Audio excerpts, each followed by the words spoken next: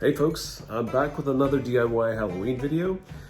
This time I wanted to try to do something a little bit different. I've made tons of vampires and werewolves and zombies, but I've never made anything with a Middle Eastern influence. And since I was a kid, I enjoyed Aladdin and a Lamp, and then of course Disney did a version of it, reinforced it as well in our imaginations.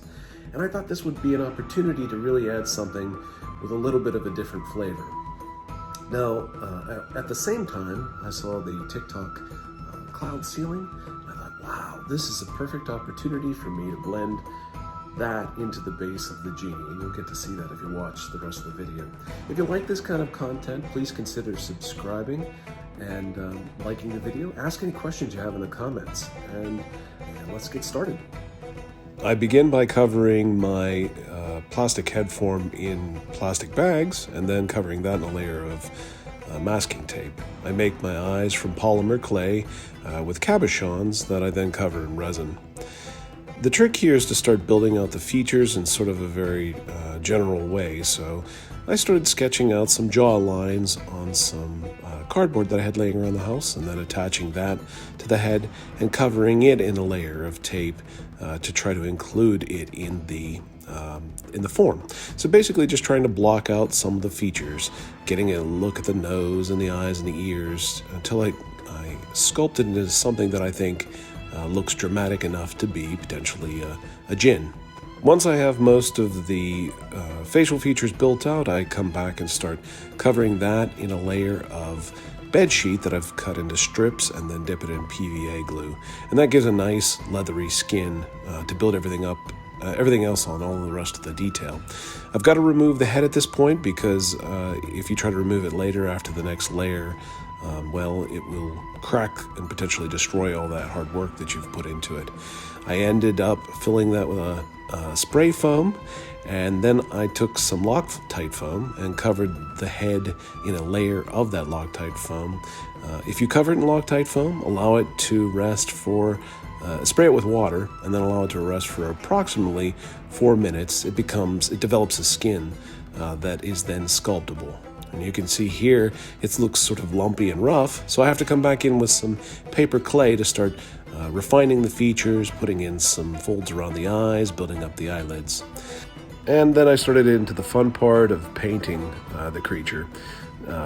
Typically I'll start with, because I don't really know what I'm doing here, I just start with a bunch of different acrylics, sort of getting a feeling for it. I wanted to do some yellow tattoos as an accent, and that seemed to really bring out a lot of interest in his face. I also moved into some herring using silicone and some crepe hair to give him an interesting hairstyle. You can see that I start cutting the hair and then working my way from the bottom and the back up the head until I got to a place where he had kind of an interesting old man haircut and some crazy eyebrows. Once that part was finished, I gave him a top knot by simply gathering the remaining hair there and just sticking it on the top and then spreading it out around his head into what was some semblance of a natural look. And the head was just about finished, so it was time to move on to the body. I follow a similar process for the body. I have a form that I built based on my own body, then I cover that in plastic and then a layer of the spray foam again. And once it's hardened, you can just cut that off and lift it off of the form, much like you would a shirt, and then you can potentially bring it back together and create a body form. And this is an easy, inexpensive, and strong way to create a body form. You can see I can pick it up with one hand, but it's strong enough to hold just about any material or be able to hold any prop, develop any prop you want. I added some PVC arms to the sides, sort of a skeleton form, and I started bulking that out with pool noodles and some newspaper and additional masking tape, and of course a layer on top of that of the Loctite foam, using it, addressing it essentially the same way that I did for the head. All told, for this guy, I think I used 4 bottles of spray foam at they're about $3 a piece here where I live in Pittsburgh. and I actually used that also to create the hands. That was just cardboard. I sprayed it on and then sculpted it. And then the nails are made from EVA floor mats. Cut out little pieces, scored them, and then if you run a heat gun over them, they separate and make the slits more dramatic. And here was the head was placed, and I painted it off camera. Very similar process to the head.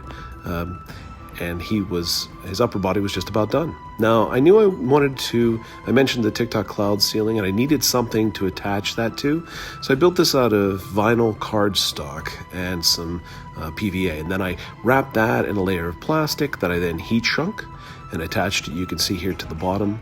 Then I took some LEDs, Govee LED strips, and I wrapped those around the base and covered that in some polyfill. I did a few decorative items off camera, and then I considered it done enough. And if you like this sort of thing, consider subscribing for more Halloween content. Happy haunting!